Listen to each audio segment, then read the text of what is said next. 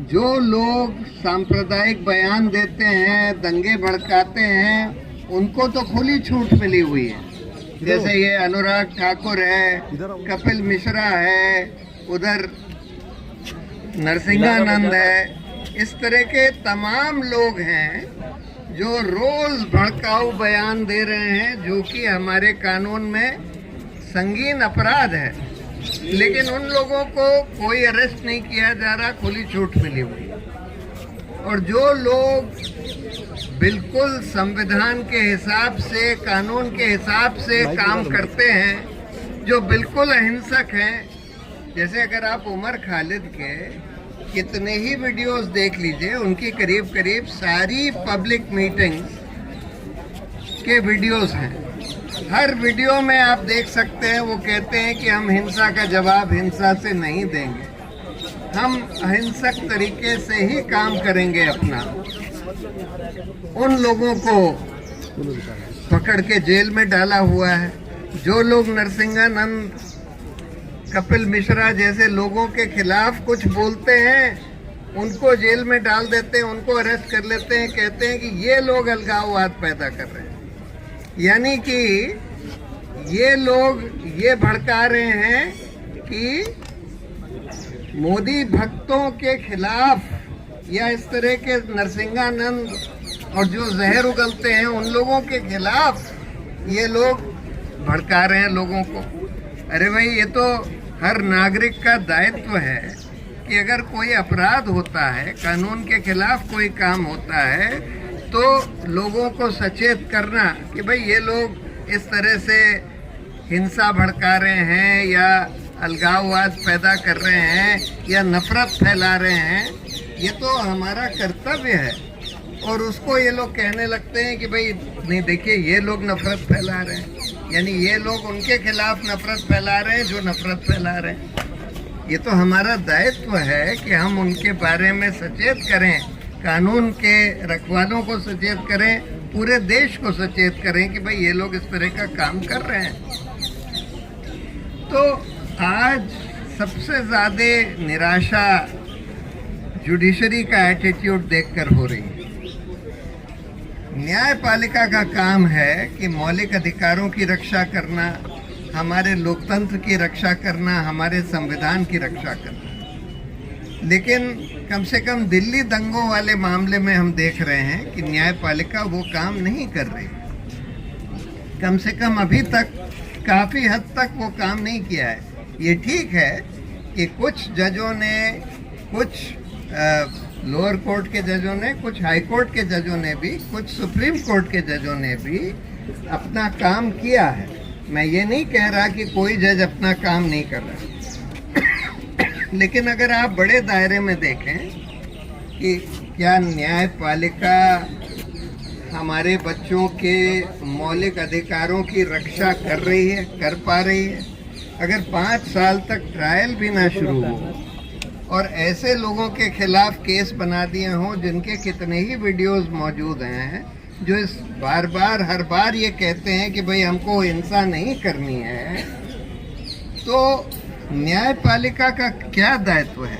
न्यायपालिका का सीधा दायित्व है कि तुरंत बेल, इनको तो कुछ महीने में बेल मिल जानी चाहिए।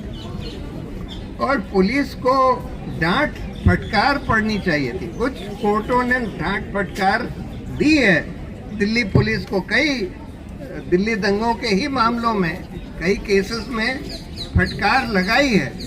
लेकिन उमर खालिद, गुलफिशा फातिमा और बहुत सारे जो और लोग हैं, शर्जील इमाम, इन लोगों के केस में इतने साल तक बेल फाइनली तय ही नहीं हुई और दिल्ली हाई कोर्ट और लोअर कोर्ट ने रिजेक्ट कर दी। और दिल्ली हाई कोर्ट का देखिए क्या बेहुदा फैसला है। एक फोटो जो पुलिस ने उस चार्जशीट के संग लगा दी है, जो हमारे घर के बेसमेंट की है जहां हमारा दफ्तर है, उसको कहते हैं कि देखिए यहाँ पर कॉन्स्पिरेसी हैच हुई, क्योंकि वहाँ पर योगेंद्र यादव, उमर खालिद और शर्जील इमाम वहाँ बैठे हैं, बात कर रहे हैं। मतलब कुछ भी आप कह दीजिए। और क्या उनके खिलाफ एविडेंस दिया गया है? कहते हैं कोई प्रोटेक्टेड विटनेसेस ने कुछ बोला है। यानी कि जो चीज़ आपने जो अक्यूज्ड है उसको बताई भी नहीं कि भाई किसने बोला है, और उसके आधार पर इनको बगैर ट्रायल के 5 साल तक जेल में रखें।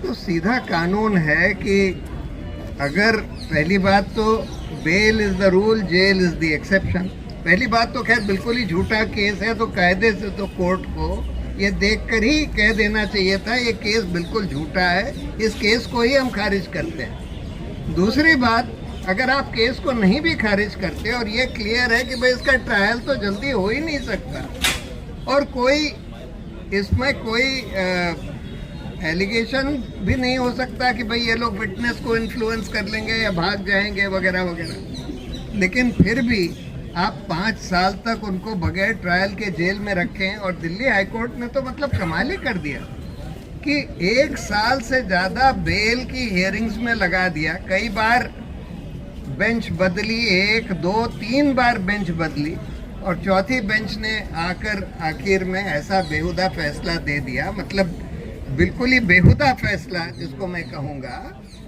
और ये क्लियर है कि ये सरकार के दबाव में ये फैसला दिया गया है। हम देख रहे हैं कि हाल में न्यायपालिका जो है सरकार के दबाव में आ गई है। काफ़ी हद तक, सब लोग नहीं आए हैं, लेकिन काफ़ी हद तक न्यायपालिका अब सरकार के दबाव में काम कर रही है, और उसके कई कारण हैं। पहला तो रिटायरमेंट के बाद बहुत सारे जजों को दूसरी नौकरी दे दी जाती है। उधर गोगोई साहब को राज्यसभा का मेंबर बना दिया, सताशिवम और नज़ीर साहब को गवर्नर बना दिया, जिन्होंने, एक ने बाबरी मस्जिद का फैसला दिया, दूसरे ने अमित शाह को के खिलाफ के फेवर में डिसीजन दिया था। उसी तरह से अरुण मिश्रा साहब, जिन्होंने कितने ही फैसले अडानी के और सरकार के हक में दिए, उनको नेशनल ह्यूमन राइट्स कमीशन का चेयरमैन बना दिया। खानवलकर साहब, जिन्होंने यूएपीए और पीएमएलए को और कड़ा बना दिया, उनको लोकपाल बना दिया। दूसरा, ये लोग अपॉइंटमेंट्स जो हैं, बिल्कुल जो निष्पक्ष और स्ट्रॉन्ग जजेस होते हैं, इंडिपेंडेंट और स्ट्रॉन्ग जजेस, उनका अपॉइंटमेंट ही नहीं होने देते। और अगर कोलिजियम, कानून ये कहता है कि सुप्रीम कोर्ट के 5 सीनियर जजेस का कोलिजियम नाम रेकमेंड करता है, उसके बाद सरकार के पास एक ही राइट है कि अगर उनको कुछ नाम नहीं अच्छे लगते तो वो नाम वापस भेज दें। उसके बाद अगर कोलिजियम यूनानिमसली उन नामों को रीइटरेट करता है तो सरकार को उनको अपॉइंट करना पड़ेगा। लेकिन हम ये देख रहे हैं कि इस मोदी सरकार ने एक तरीका अपनाया है कि जो नाम इनको नहीं अच्छा लगता उस पर बस बैठे रहते हैं, ना तो नियुक्ति करते हैं ना नाम वापस भेजते हैं। अगर चीफ जस्टिस बोलता है कि भाई आपने उसका क्या किया, तो वो फिर वापस भेजते हैं। उसके बाद अगर कोलिजियम यूनानिमसली भी उसको रीइटरेट करता है तब भी उसकी नियुक्ति नहीं करते। तो ये एक और तरीका हो गया है। उसके अलावा ये भी हमने देखा है कि जब ऐसी कोई फांसीवादी सरकार होती है, जैसे कि इमरजेंसी में दिखाई देती थी सरकार, जब सुप्रीम कोर्ट ने हेबियस कॉर्पस के फैसले में बोल दिया कि भाई कोई कोर्ट भी जाने का किसी को अधिकार नहीं है इमरजेंसी के दौरान, उसी तरह से आज हम देख रहे हैं कि ये फांसीवादी सरकार दिखती है। तो बहुत सारे ईमानदार जजेस भी, जो कि बहुत स्ट्रांग नहीं होते, वो डर जाते हैं। और आखिरी बात हम ये भी देख रहे हैं कि इन जजों, कई जो जज हैं उनके खिलाफ ये लोग जितनी भी खुफिया एजेंसीज हैं, IB, CBI, ED, income tax, NIA, इन सब को लगाकर उनकी कोई कमज़ोरी पकड़ना चाहते हैं। और अगर कोई भी कमज़ोरी उन जजों की पकड़ ली तो उसको यूज़ करके उनको ब्लैकमेल किया जाता है। और अगर आपने चीफ जस्टिस को अपने हाथ में कर लिया तो समझिए आधी जुडिशरी आपके हाथ में आ गई, क्योंकि चीफ जस्टिस का एक बहुत बड़ा रोल होता है कि वो ये तय करते हैं कि कौन सा केस कौन सी बेंच सुनेगी, और फिर वो जजों की नियुक्ति में भी प्राइम मूवर होते हैं। तो इसलिए और इसीलिए जब वो 4 जजेस की प्रेस कॉन्फ्रेंस हुई थी एक 5-6 साल पहले, जब दीपक मिश्रा साहब चीफ जस्टिस थे, तो उन्होंने ये बोला था कि भाई सुप्रीम कोर्ट की स्वतंत्रता जो है वो इस समय खतरे में है।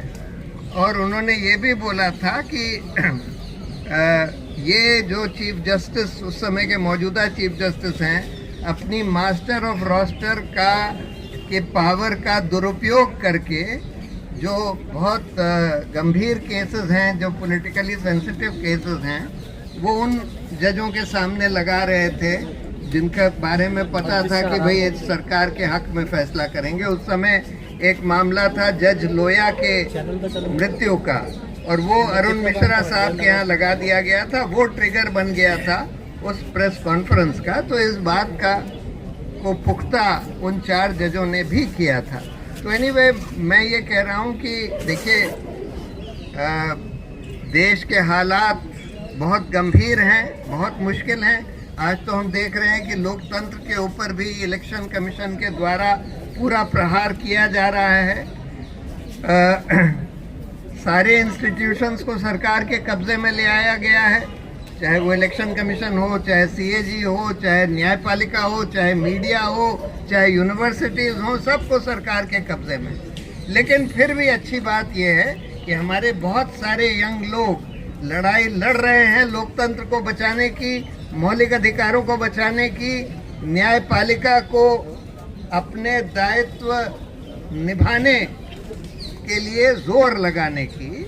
और इसी का एक रिजल्ट ये होता है कि कभी कभी अच्छे फैसले आते हैं। जैसे कल हमने देखा कि एक दिल्ली डिस्ट्रिक्ट जज ने, दिल्ली के रोहिणी के डिस्ट्रिक्ट जज ने, वो जो गैग ऑर्डर अडानी के खिलाफ लगाया था बहुत सारे पत्रकारों के ऊपर, एक लोअर कोर्ट ने उसको रद्द कर दिया। तो इसलिए कभी कभी अच्छे फैसले भी आते हैं कोर्ट से, और उसके लिए हम लोगों को निरंतर पब्लिक ओपिनियन, अपनी बात खुलकर बोलनी चाहिए। जो सच है वो बोलना चाहिए, बिल्कुल बगैर डरे। अगर न्यायपालिका कोई गलत काम कर रही है तो उसकी हम आलोचना करें, अगर अच्छा काम कर रही है तो उसकी हम सराहना करें। उसी से ये होता है कि न्यायपालिका ठीक रास्ते पर जाने के लिए थोड़ा थोड़ा मजबूर होती है। तो अभी हताशा की बात नहीं है, अभी हम लोगों को लगे रहना है। और मुझे उम्मीद है कि धीरे धीरे हम लोग अपना रिपब्लिक और लोकतंत्र को वापस अपने हाथ में ला पाएंगे। बहुत बहुत धन्यवाद, शुक्रिया। जय हिंद। हम बेल की बात कर रहे हैं उनको छुड़ाने के लिए। क्या अगर हम ट्रायल की डिमांड करें कि ट्रायल शुरू करिए आप, हम फोर्स करें उन्हें किसी तरह से, आप हमारे हेल्प कीजिए, तो उससे बेल शायद आसानी होगी। नहीं, वो ट्रायल तो इनकी 100 साल चलेगी। देखिए, इनके करीब 1000 से ज़्यादा विटनेसेस हैं। ट्रायल ये वाली कभी ख़त्म नहीं होने वाली। पर शुरू तो हो, अगर वो गुनहगार है तो शुरू करें। शुरू ही नहीं कर रहे हैं वो, उससे कोई फर्क नहीं पड़ेगा। शुरू भी कर देते हैं तो उससे भी कोई फर्क नहीं। बेल वो लोग दे नहीं रहे हैं। नहीं, ठीक है, बेल अगर नहीं देते हैं तो हम लोगों को ज़रूर कोशिश करनी चाहिए कि ट्रायल शुरू करें। लेकिन उनके बहुत सारे फॉर्मल विटनेसेस वगैरह होंगे। जो मेन विटनेसेस हैं, जो प्रोटेक्टेड विटनेसेस हैं, हम लोग ये मांग कर सकते हैं कि जो विटनेसेस एविडेंस दे रहे हैं इनके खिलाफ, फॉर्मल विटनेसेस को छोड़ दीजिए, उनका पहले एग्जामिनेशन कर लीजिए। वो ठीक बात है, वो हम मांग कर सकते हैं। Thank you sir.